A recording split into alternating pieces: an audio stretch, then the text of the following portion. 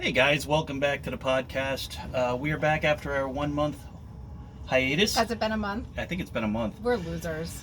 Yeah, but I had to make sure I got back on because I was able to experience something very cool this week. I was able to fly down to the planet Batu and check out Galaxy's Edge. If any of you know me from the Crazy for Disney Facebook page, which you should, you guys know I'm a huge Star Wars fan. If you've ever seen pictures from the podcast studio, it's literally wall-to-wall Star Wars. So this is kind of like a dream come true to me. Unfortunately, Danny was not able to do it with me. It wasn't really unfortunate. It was. I would have liked to experience it with you. Really? I swear, I really would. But if it was a choice of like doing it without you, if I couldn't do it, Yeah, I would think. I would still be there. I would think that doing it alone would probably be ideal for you, so you could like just do everything. Yeah, well, to be honest with you, I got to experience it a couple different ways, Right. which is really nice. I did get to experience it by myself for a little while, and excuse me, we'll talk about that. Boy, there's so much to talk about. I'm like in geek heaven right now, just thinking about it. It was a lot of fun, and before I even get started, I gotta thank Romulus, my buddy that got me in on last Tuesday, and of course my Aunt Linda Butram. Actually, it's Aunt Linda Gavin now. Isn't it G-A-U? Yeah, Galvin. Galvin. It's kind of funny because her maiden name is Galvin, and she married into a Galvin. So it's without the L. The L changed to a U. Yeah. It's G-A-U instead of G-A-L. Yeah, but I mean, she's been like the one aunt that was always there for me growing up. She's like a second mother almost to me, and Yeah. the fact that I got to go there with her for a little while was great. And she's a little older. She's 71. Well, I probably shouldn't be saying that on the she's air. probably gonna kick your butt next time she sees you. And she was not feeling well that day. She was pretty sick the night before and still came out. And I believe when we got into Batu, it was actually 110 for the heat index.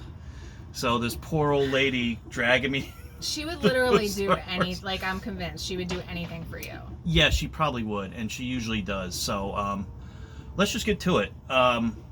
And it's unfortunate that Danny wasn't able to experience it because she's not as much of a Star Wars fan. I got to experience two things. What's that?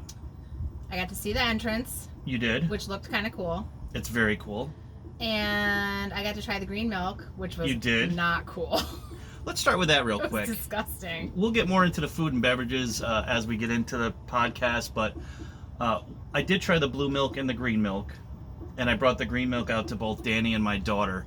The blue milk I thought was really good, and just so everybody knows, it's not made of like real milk. It's a coconut milk, I believe, but it's not like a dairy product. So, and it's also frozen. It's delicious, and I'm not one of the ones that went in there thinking like I was gonna love it. Yeah. I thought I was gonna hate it, and I only tried it basically for the podcast.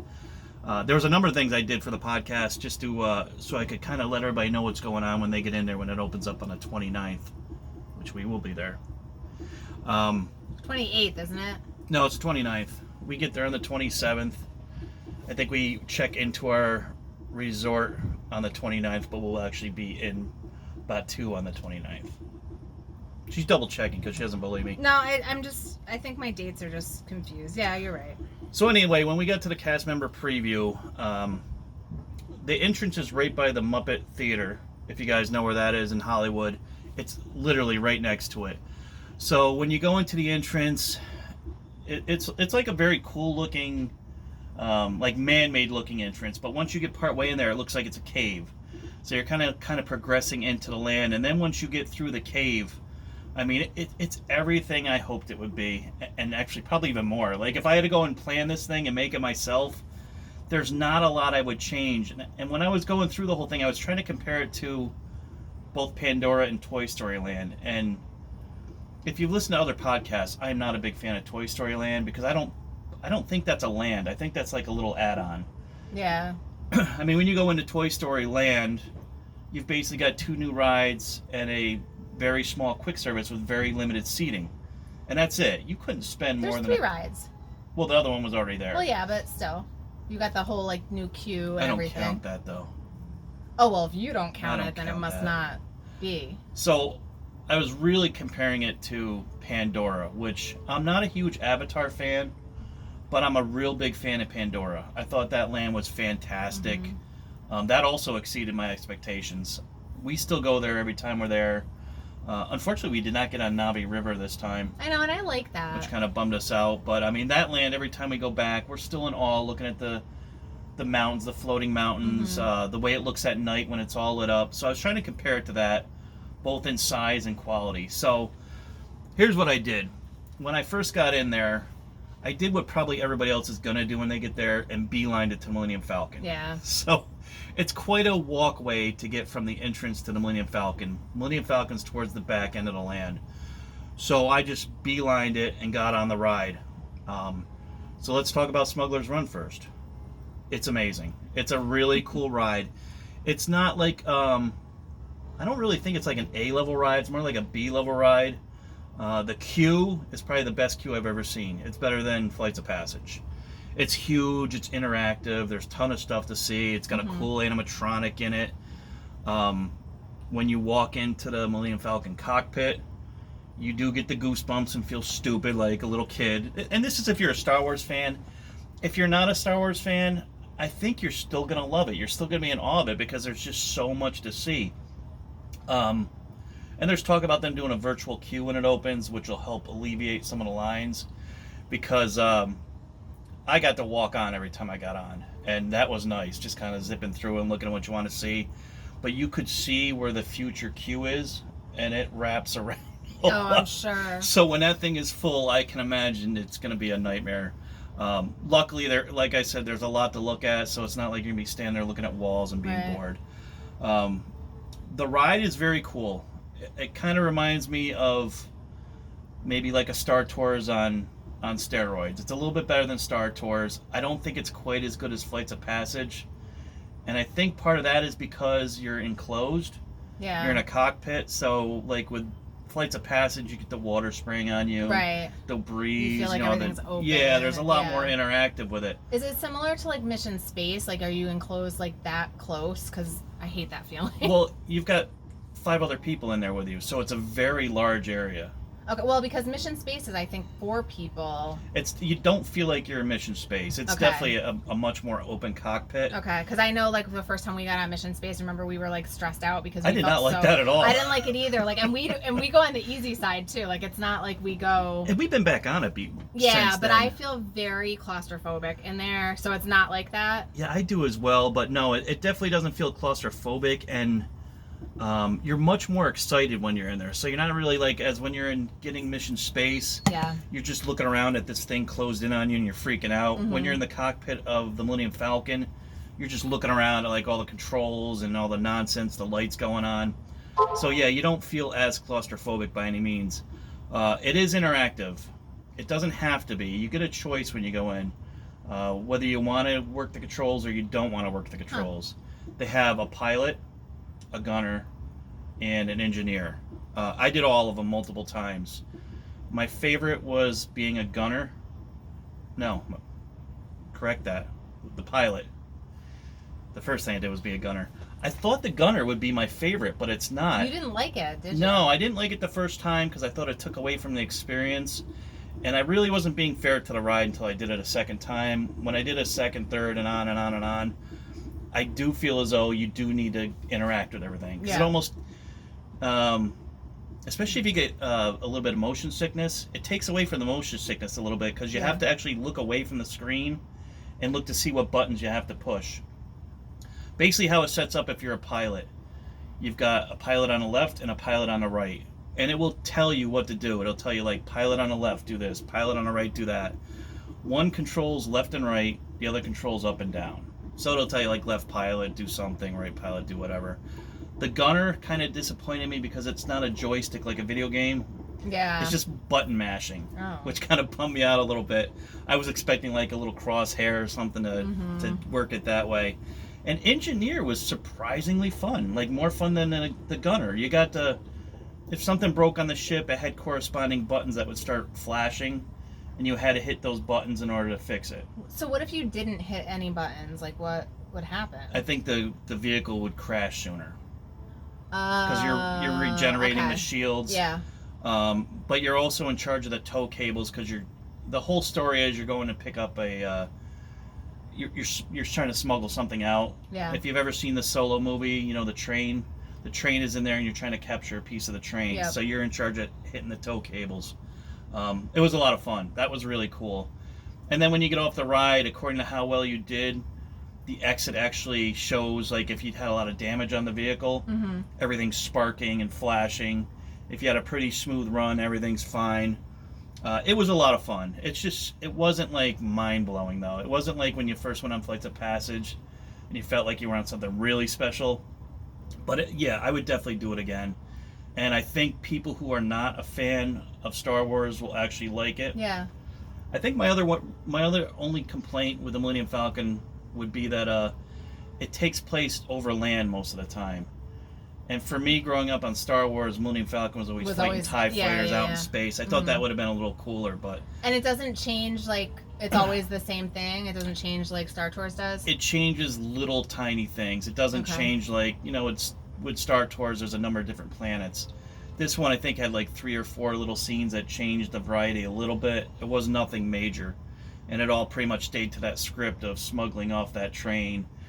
There is a part where you can go into an asteroid field to escape, which was very quick and non-eventful. So, yeah, overall, I did love it, though. It's a really cool ride. Once we got off the ride and we actually doubled back and started looking around the land is amazing. I mean, it's very large. I think it's bigger than Pandora by quite a bit. And there's just so much to see. There's so much that's interactive. Like walking back, because we were looking obviously left and right as we're walking in to get to the Millennium Falcon, but like actually walking back slowly and going through the same area again, you won't believe like what you miss. Like, just little things like the A-Wing. There's a replica of an A-Wing fighter, which is a ship if you're not a Star Wars fan, and the cockpit will open and close on that. One of the cool things is Chewbacca wanders around quite a bit. And if there's a ship in the area, he'll usually go over to the ship and try to fix it. That's cool. Yeah, so he'll wander over. They have like a land speeder. He'll tinker with a land speeder, or an A-Wing, or an X-Wing. So that's very, very cool. I guess we should get to the different experiences that I was able to go through. What they have, the major things they have is the Cantina, which we are going to go to on opening day. Yep. They have Savis Workshop, which is basically a lightsaber building thing. And then they have the Droid Depot, where you can build your own robot. I'll go in the order that I did them.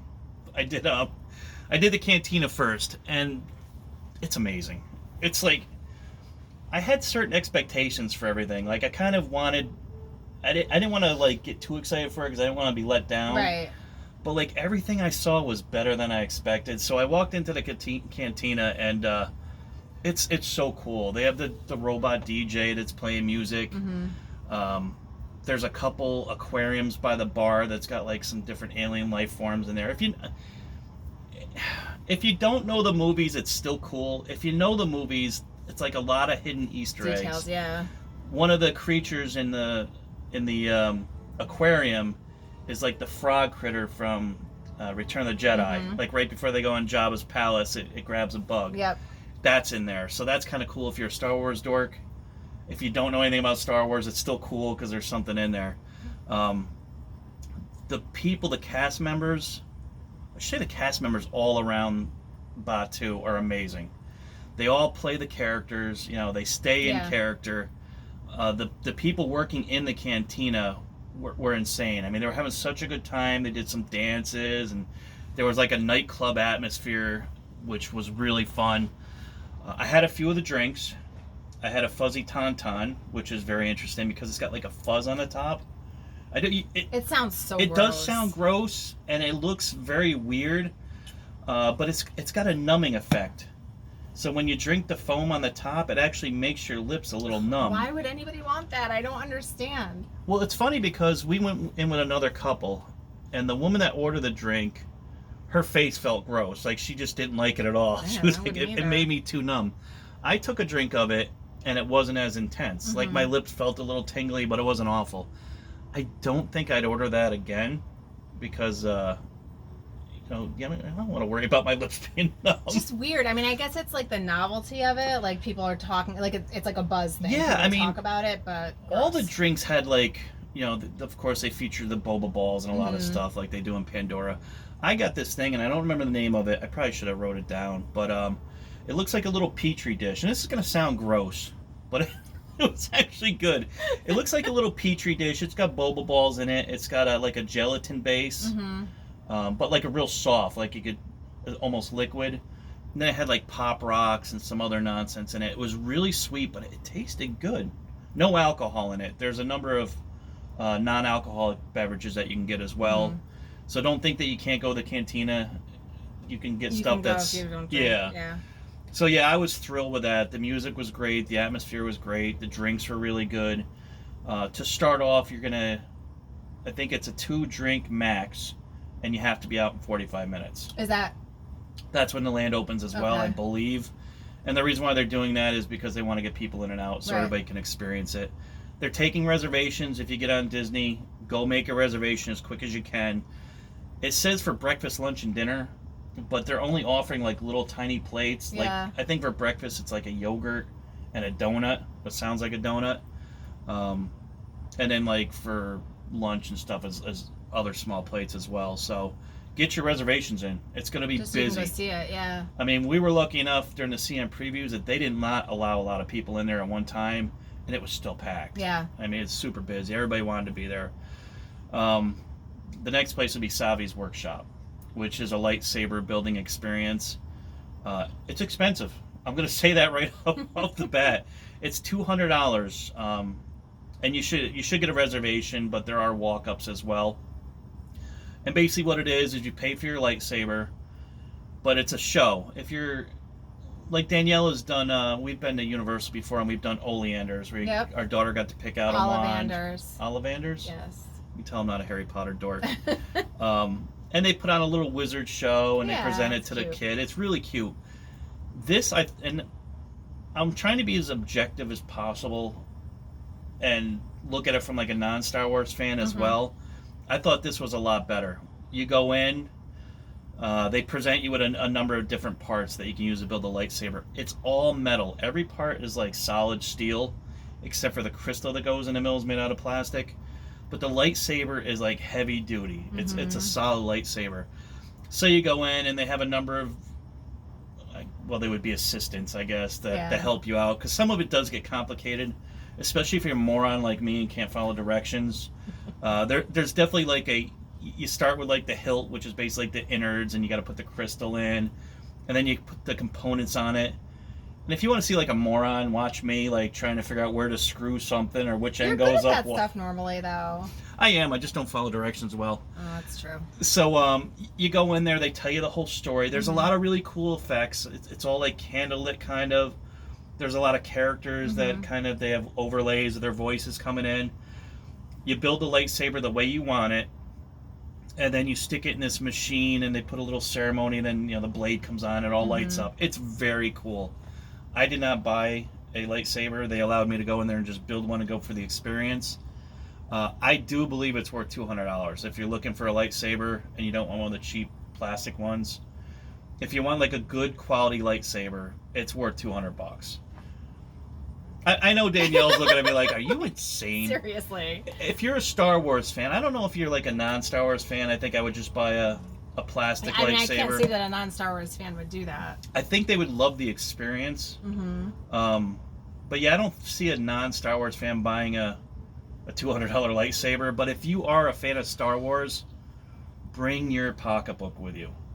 Because, I mean, there is the amount of merchandise and food and shows they put on. I mean, you're going to want to buy everything. I was walking by there going, just in my head trying to figure out how much I could spend.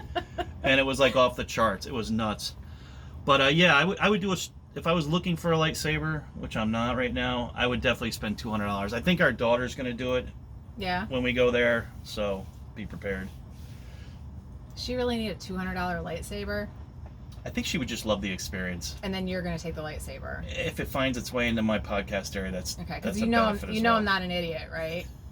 Just want to clear that up. Yes, I'm well aware of that. Okay. So yeah, if you get a chance to do Savis, definitely do Savis. The third thing was the Droid Depot, and this seems to be the one thing that most people are interested in because the price point's not crazy. We were lucky enough to get a discount through the CMs. They're not offering discounts when it starts. I think it's going to be $99 plus tax when the land opens.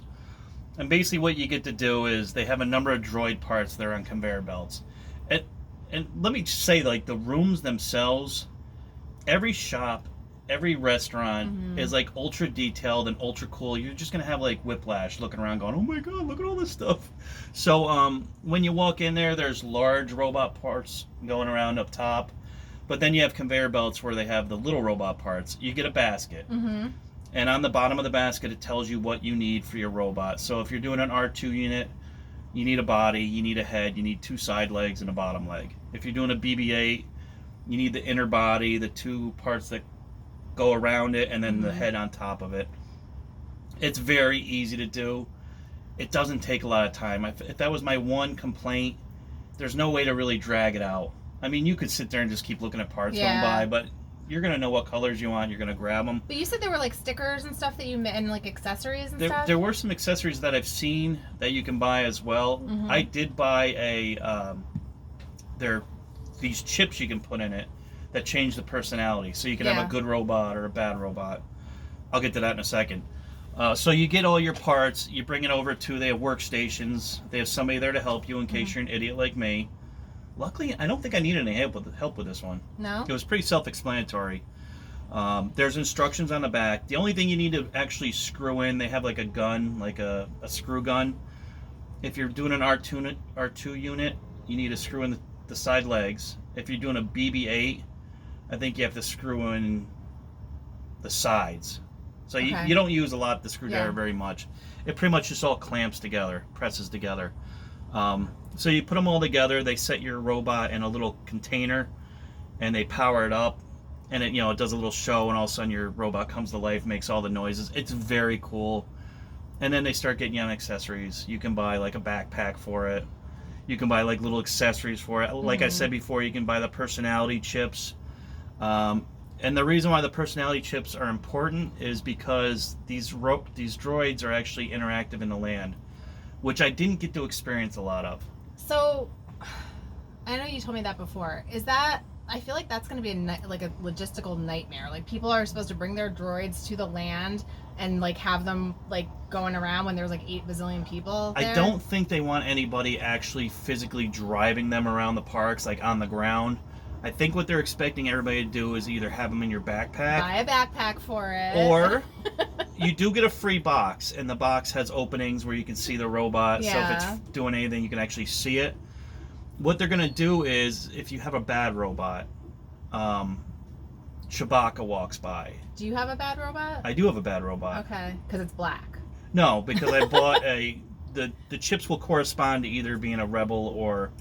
I'm losing my mind now. It'll be a bad guy or a good guy. Okay.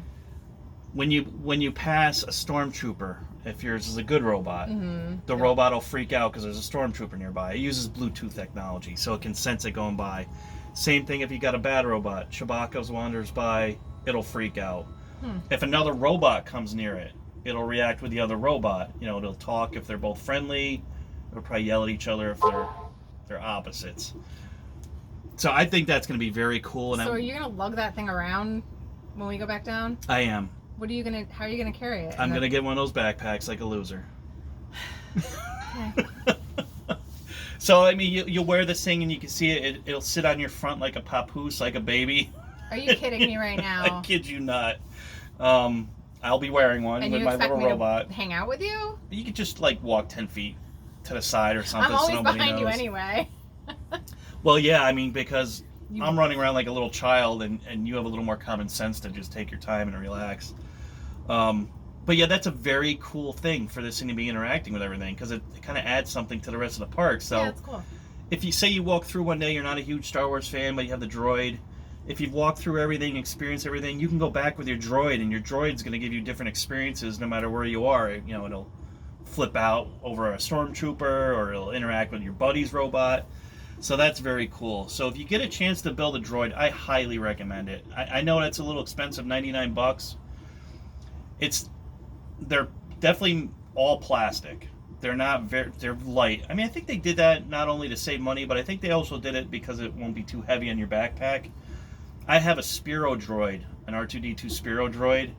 That thing's like heavy duty, you know, and it works on its own where the bottom leg comes out on its own. It goes backwards on its own. This one you have to actually position the legs and everything when you want to move it. So it's not as high quality as the Sphero robot, but it's definitely not a piece of garbage. It's a decent robot. You're not going to break it by any means. It is battery powered, so you're going to have to replace the batteries. This is one of the things that annoyed me a little bit about Batu. Actually, I liked it and it annoyed me. The CMs are expected to always be in character. And I mean, when I say always, I mean always. So I asked one CM, you know, do you put batteries in this thing or is it rechargeable? And they're like, this thing runs on the Force. What are you talking about? So you really got to egg them on to get a legit answer. If you're paying money, it's not money, it's in credits. I asked somebody about the chicken, like when I was looking at the different foods, and they told me that, you know, they had heard that from people from other planets, said they believe it tastes like chicken. So, I mean, they really play this up, which in some respects is awesome. But the menu says that it's chicken. I didn't look at the menu. I was being lazy. I just looked at pictures and go, oh, what are those? It's just so, but like, if it says it on the menu, why can't they speak that? I just think they want to be like so over the top with it. And it's actually kind of cool in some respects. And let me tell you, every CM I spoke to, and I spoke to a lot of them, were a lot of fun to talk to. If you want to like interact, if you want to have fun with it, it's a blast. If you want to just experience the park on your own, nobody's going to bother you. But if you want to like start talking lightsabers, you know, you want to dork out as a Star Wars fan, it's a blast. If you're a non-Star Wars fan, just want to enjoy it, you could do that as well. I mean, people aren't going to walk up to you and start bothering you to do things. Right. And that's the one thing we didn't get to experience is it's not as interactive as it's going to be when it actually opens. Oh, like really? they did have Chewbacca out. Rey came out once. The Stormtroopers, obviously, they came out quite a bit. Like they didn't do the Kylo Ren stage show. They're supposed to have bounty hunters walking by. They're supposed to have droids out at some point. Yeah. It wasn't that interactive yet, so that's going to make it even better. So it's going to be even better. I'm going to be even a bigger loser when that all starts. I didn't know that was possible. Yeah, it is. Let's get into the food. We mentioned the blue milk and the green milk. I love the blue milk. Danielle didn't get to experience it. All of us were not big fans of the green milk. It was really gross. They both have like a fruit taste to them. The blue milk's a little lighter tasting. The green milk's like almost like a mango, like a strong mango. Yeah, but it had like it. But I like mango, so there was some. I couldn't quite. I didn't drink a lot of it because I'm trying to stay like really low sugar. Yeah, she just wanted to taste it. I like stuck my tongue in it and kind of like tasted it. But it had a flavor to it that it was familiar to me, but I couldn't quite place it. So I'm gonna have to probably try it again at some point, or look at the ingredients to figure out what it was, because it wasn't a fruity taste that I was tasting. It was like something bitter or spicy or something. Is it on there? No, it's on the website. I don't have it in front of me right now. I'll have to look it up. But yeah, it was definitely like a weird taste that does not belong in like a milkshake type thing. Yeah, and they do offer both of them with booze in them. The blue milk has rum, and the green milk has tequila. I did something kind of stupid. They have a milk stand outside. I didn't get this in Oga's. I got this outside at the stand. And what it says is, you know, you can get blue milk with rum, you can get green milk with tequila. So I assumed that was your only choice. So I ordered blue milk, and I'm sitting there drinking it and walking around, and I'm like, I don't taste any booze in this. I'm not feeling happy or anything. And I walked up to one of the cast members and asked her about it, and she said the ones in a round cup have no booze in it. The ones in a square cup have booze. So you know for a fact whether you have booze or not. If you see a kid walking around with a square cup, slap that thing out of their hands. See a little kid walking around drunk. The blue milk with the rum in it, you couldn't even taste the rum. Even when I actually ordered one that really had rum in it, it doesn't even take away from the taste of the actual drink. It's really, really good. I don't know if that's because the blue milk covers up the alcohol or because they don't put that much in there, but it's really good. The green one, I'm not a big fan of tequila. You really couldn't taste that much tequila in it. Oh, so you had it with yeah, tequila? I tried them both. I tried to try as much as I could so that I could let everybody know how things were. But obviously, you can't get everything in 2 days. Mm-hmm. So let's go to the food. I did both food places. I did Docking Bay 7, and boy, what's the other name of the other place? It does the Ronto wraps. It's kind of passing my mind right now. Ronto's Roasters. I guess that makes sense. If they have Ronto's wraps, it'd be Ronto's Roasters. Yeah. Can I interrupt you Sure. for 1 second? Because I was looking up the ingredients. It says the green milk. It is like a rice or almond milk base, Right. or coconut milk. I'm sorry. And it says mandarin orange, passion fruit, grapefruit, and orange blossom. Which one's that? The green. Okay. There was something. I feel like there was something else in there that almost like basil, or I don't know, like a weird herb or something, but I can't place it, and it's not listed here, so I don't. Maybe that was just my crazy imagination. It definitely wasn't as good as the blue. I think you'll like the blue a lot more. The blue has. Wait, where is it? Dragon fruit, pineapple, lime, and watermelon. Did you taste watermelon in it? Because they have so much fruit, the different fruit flavors, and you taste like a sweetness of the fruit, but can't really tell what you're tasting. Yeah. That's kind of hard to explain. And especially with the blue milk, it wasn't as powerful. It was a little lighter. They're delicious. I would get one over and over again, which I didn't think I would. When I first saw them, I was like, I'm not getting any of that garbage. As far as the food goes, I did Ronto's Roasters first. I had the beef jerky, turkey jerky, which is sweet and spicy or regular. I did the sweet and spicy. It was really good. It was really tender. You get a decent amount. I didn't try the wrap until the following day, which is like a large sausage in a wrap with turkey, I think, and like a coleslaw with spicy mayo. It was amazing. It was really good. And then I went to Docking Bay 7 on Friday, and I got a thing called the tip yip, or the yip tip. And basically what this is it's fried chicken and mashed potatoes, but they make the fried chicken look like a square block, which is kind of scary. Is it supposed to be like rations or something? What's the... I think they're just trying to make everything look unique, so it doesn't look like a leg of chicken sitting there. So it was all white meat in a square. The breading on it was amazing. Yeah. It tasted like good fried chicken. And then what they did with the mashed potatoes, they put green gravy on it to make it look space age. And what was in the mashed potatoes? It had peas and carrots in it. I mean, come on. Why do you have to put peas and carrots in it for?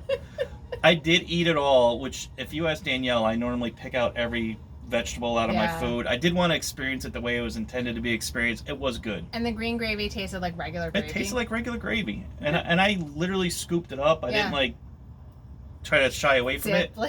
Yeah, it was really good. I've tried to be a big boy and try everything, very for real. And it was delicious. The one big thing that most people were getting were the ribs. I did not get to try those, but they looked really good.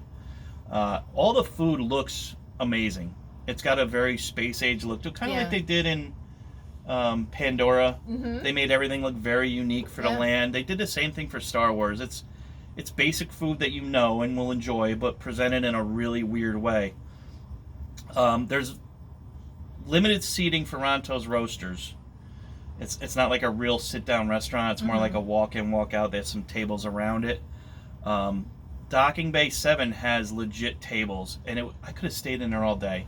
They have, space-age type music playing. They had a number of booths that looked like large crates. And they were hollowed out, and they had booths in there. Then they had tables, and they had a lot of tables outside. I just sat there just looking around like a big child. And I started thinking would a non-Star Wars fan like this? I really think a non-Star Wars fan would love that restaurant. Yeah. Quick serve, it's cheap, it's nice and cool. All the AC in Batu is amazing. Good. For having they say it's got 3 stars. So there's a lot of sun and a lot of heat. Yeah. But all the AC is nice and cold, so that's good. Good. I love the food in those places. As far as snacks, they had sweet and spicy popcorn, which I did not try. They have the soda bottles from Coke, looks like little robots. I'm sure everybody's seen those on Facebook or Googled them or whatever. I bought a couple for the kids. Everything has Star Wars language on it, so the Dasani bottles are actually written in Star Wars language, so is the Sprite and Diet Coke and all that nonsense. So that's very cool. And once I got to experience everything, started looking at the little things around there, I was even more impressed because there's so much crazy detail, like the drinking fountain. If you've ever seen the very first Star Wars movie, there's a scene where they're in a trash compactor and a creature looks up, it's got one eye and looks around. If you push the water in the water fountain, there's like a little aquarium behind there where this thing comes up out of the water and looks at you and then goes back in the water. If you see anything that's in an aquarium in any of the shops or a cage, they're usually moving or interacting in some way. The shops were amazing. Like, my God, I feel like such a nerd like when I talk about this stuff. The antiquities place, they had an animatronic in there that was amazing. They had some of the, if you're a fan of Star Wars or some of the monsters that you'll be familiar with, they have their heads hanging on a wall, which was very cool. The stuff that they sold was nice. They had like the different lightsabers, like a high quality version of them. They had busts of different characters. I mean, just, if you're a Star Wars geek, you're going to spend a lot of money. When you go through, there's a little section too where it's like a marketplace where they have a lot of little shops. That was really nice. That's where you can get salacious crumb. I wanted to mention salacious crumb. That is Star Wars Land's version of the Banshees. It's got the same mechanism, like that handle. Explain for the people who are not Star Wars fans what salacious crumb is. Salacious crumb looks like a little monkey, almost like a space monkey, and he was like Jabba the Hutt. If you know Jabba the Hutt, he was like his pet. He didn't have a huge role in the movie, but people loved him because he was very amusing. That is their interactive character that they want you to sit on your shoulder, and it's got a trigger that moves its head, and it's got another one that moves its mouth and makes noise. It was not very high quality for $70. Really? Yeah, I was kind of disappointed. It looks awesome. It was very like cheap plastic, and it wasn't bendable the way I thought it would be. Oh. And I did see one kid that had bought one and had a hard time keeping it on his shoulder. If you've got a Banshee, I guess I should explain that, right? Yeah. In Pandora, the flying monsters are called Banshees. They have those that you can put on your shoulder.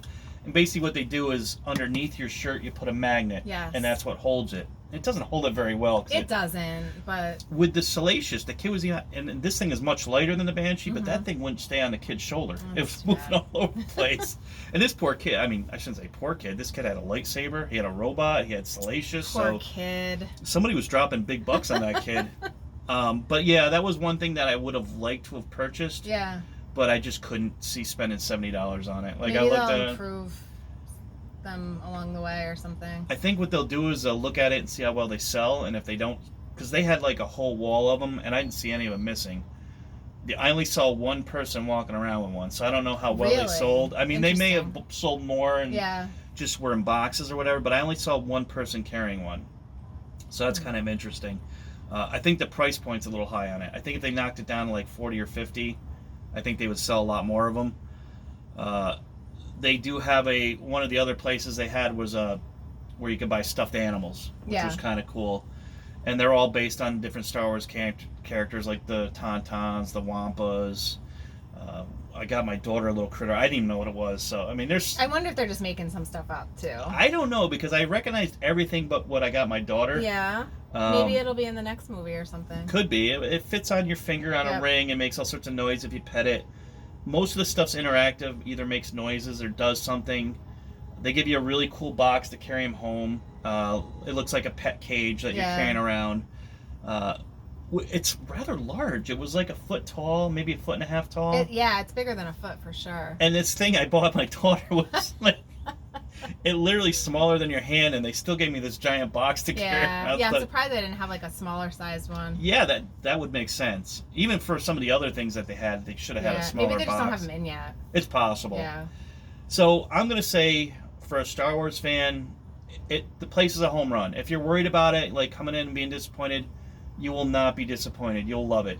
If I had one critical thing to say about it, and it's not really that big a deal, was I'm more into the old Star Wars movies, so it would have been nice if it was like the Planet Hoth or something like that. It's all based on the newer movies. Mm-hmm. I guess that's not even being critical. It's just, it would have been nice to see something different. And who knows, they may expand and do one of the older planets at some point. If you're a non-Star Wars fan, you will love it. I promise you. I can guarantee you there will not be one person that walks out of there disappointed. And if you're talking about avoiding it because you don't think it's Disney, check it out. Do yourself a favor and at least walk through. I think most people are avoiding it just because of the crowds and stuff, probably. Yeah, and I mean, they're talking about Disneyland has not been overly successful as far as being super busy. Yeah. I believe Disney World will be busy. And I'm looking forward to opening day, that energy with all the people there. Like, it's, in some respects, you don't want to deal with the crowds. Like, usually I'm not a big crowd person. But opening day, I want to be there with a lot of people, a lot of Star Wars fans, and just experience like everybody's excitement. There weren't a lot of kids at this thing because it was a CM and one guest. Yeah. So a lot of people brought their significant other or like a friend their own age.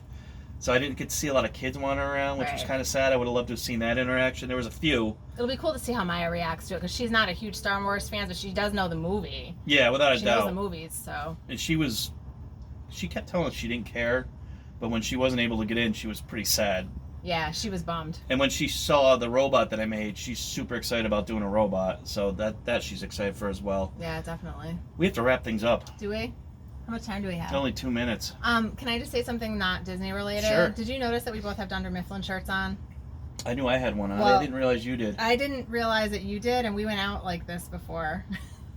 That's a couple goals right there, right? Yeah, I guess so. Mine says Employee of the Month. Walk around with their Dunder Mifflin Well, nonsense I noticed on. that we got a couple of looks when we were in Target earlier, and I didn't really. Like, I thought maybe losers. Well, I know, like I thought maybe someone looked at my shirt, but now it's because we were both walking around like we're huge Office fans too. We are. We should do a podcast about The Office someday. We should, for real. Seriously. But we would like to do another podcast later in the week. We have a couple things we were going to do that we haven't done yet, like review The Lion King, review Toy Story 4. Toy Story. So we'll get that in at the end of the week. We're a little exhausted because we just got home yesterday. 5:30 this morning. Actually, yeah, 5:30 this today. morning, and that was not fun. But I will be giving away one of the special cast member preview maps to a couple of people that sent in questions. I hope I answered everybody's questions. You did a really good job of going over everything. Yeah, I could talk about this land for another hour easy, but lucky for us, you're not going to. That's not very nice. That's kind of mean. But we will get in that other stuff just to we got so much stuff to catch up on, and we're going to be back in Disney in 2 weeks. Yeah. So we'll wrap it up there, and we will see you guys later in the week. Yep, bye. Bye, guys.